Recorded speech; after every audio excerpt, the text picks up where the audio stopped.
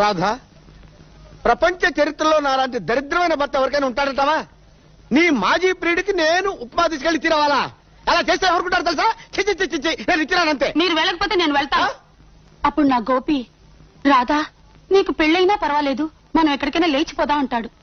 అంటాడు. దానికి నువ్వేమంటావమ్మా? అప్పుడు నేను ఆవేశం పట్టలేక నేను లేచిపోతాను. తల్లి, నీకు దండం అమ్మా. నువ్వెక్కడ దొరికావే నాకు? సర్లే, ఆకలిగా ఉంది, కొంచెం ఉప్మా పెట్టి నేనే ఇచ్చొస్తాను. నా గోపి తినకుండానా?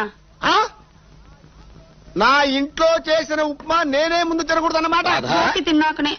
రాధా, గోపి ఎందుకు నీ చేత ఉప్మా చేయించుకొని తినాలనిపించి వచ్చేసాను. అరే, నీకోసం నేను ఉప్మా చేశాను గోపి. ఏంటి, నేను అక్కడ తలుచుకుంటే నీకు ఇక్కడ ఎలా తెలిసింది రాధా? ప్రేమికులకి అలాగే తెలుస్తుంది.